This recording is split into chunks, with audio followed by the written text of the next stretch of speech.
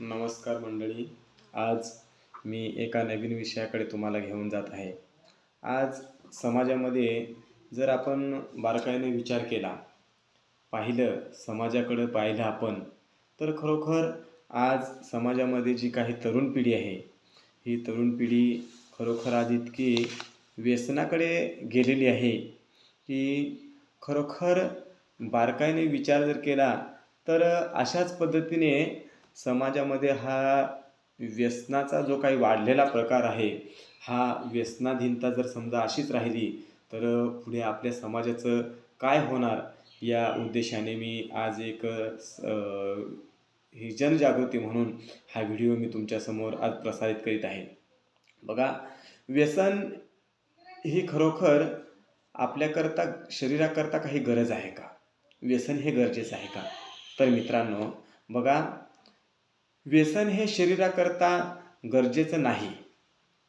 आणि जर समजा गरजेचं असेल, बघा, एखाद्याच्या शरीराला जर त्या गोष्टीची सवय जडलेली असेल, त्याला गरजेचं वाटत असेल, तर बघा, खरोखर आज एखाद्याला दारूचं व्यसन असेल, नसेल सुटेत, एखाद्या दिवशी त्यानं प्रयत्न करून बघितला पाहिजे.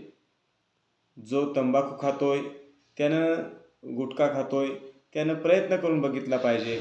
आपण काय करतोय, आपली माणसं काय करतात, की कुठल्याही गोष्टीचा प्रयत्न न करताच निगेटिव्ह विचार करतात, की मला ही गोष्ट, हे व्यसन सुटणं हे मला अशक्य आहे, मला जमणार नाही.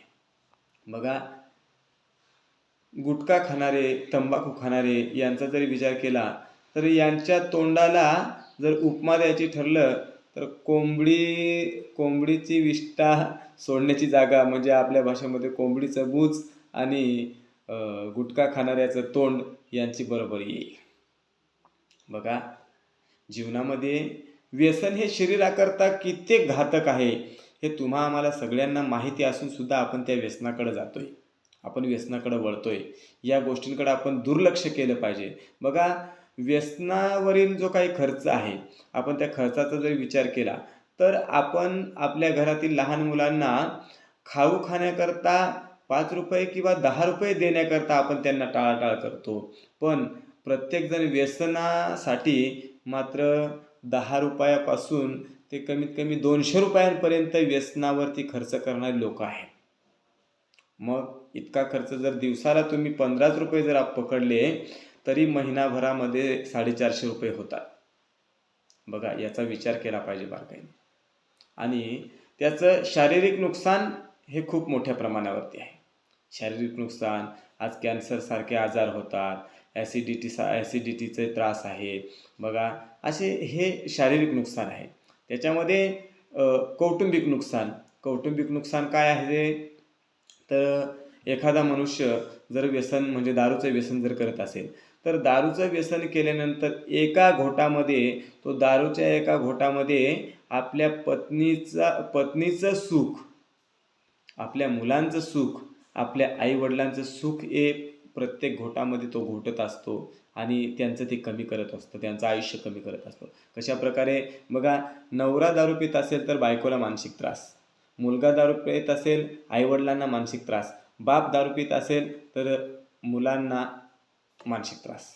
बघा, अशा पद्धतीने एका जणाच्या घरातील व्यसनामुळे जर कुटुंबातील इतक्या सगळ्या लोकांना जर त्रास होत असेल, तर ते व्यसन आपल्याकरता काय कामाचं?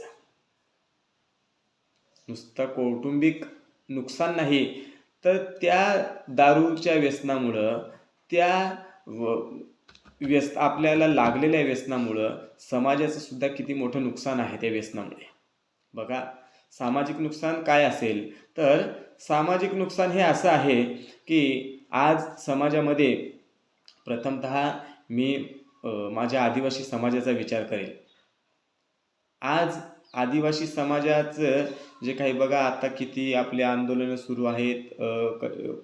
आपल्या समाजामध्ये जी काही पोरं आहेत, पोरं आज नोकरी करतात, उपोषण करतात, आंदोलन करतात. समाजातील प्रत्येक घटकांवर जे काही आंदोलनं आहेत, मोर्चे सुरू आहेत. ही शासकीय व्यवस्था जी आहे, ही प्रशासकीय व्यवस्था आहे, जे आपलं काय सरकार असेल, शासन असेल, तर यांनी काय केलेलं आहे, आपल्याकडं हा समाज व्यसनाच्या पाठीमागं गुरफटलेला हा समाज असल्यामुळं बघा आपल्याकडं सोपं आहे.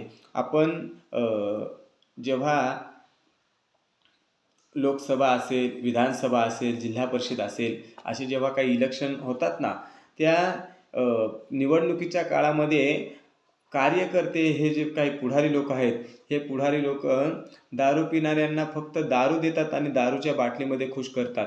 कारण त्यांना माहीत आहे, हा व्यसनाच्या आहारी गेलेला हा जो काही समाज आहे, हा समाज जोपर्यंत आपण व्यसनामध्येच गुरफटवत नाही, तोपर्यंत आपला फायदा होणार नाही. आणि हा समाज एकदा का व्यसनाच्या आहारी लागला, की आपलं जे काही पोळी भाजण्याचं काम आहे, हे आपण पोळी भाजू शकतो.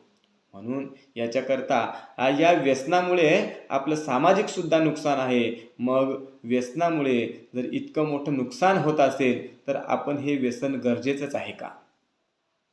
बघा, मी हे जे काही आता तुमच्यासमोर बोललो, बघा एखादा माझं बोलण्याचं जरी तुम्हाला जरी एखाद्याला राग येत असेल, माझं बोलणं तुमच्या मनाला लागलं असेल, तरी मी एक समाजामध्ये तुमचा एक भाऊ, तुमचा मुलगा या नात्याने मी तुम्हाला एक फक्त माझी ही कळकळीची विनंती आहे. मी तुम्हाला या ठिकाणी काही शिकवत नाही, पण एक ही माझ्या मनातील तळमळ फक्त मी व्यक्त करण्याचा प्रयत्न केला. बघा, आपण प्रत्येकाने जागरूक झालं पाहिजे आणि व्यसनमुक्त झालं पाहिजे. व्यसनमुक्त होऊन आपला समाज, आपलं कुटुंब, आपलं आरोग्य हे आपण जपलं पाहिजे मंडळी. आणि ज्यांनी हा माझा व्हिडिओ बघितला असेल, ते नक्कीच या गोष्टीकडं प्रयत्न करतील अशी मी अपेक्षा करतो आणि या ठिकाणी थांबतो. धन्यवाद.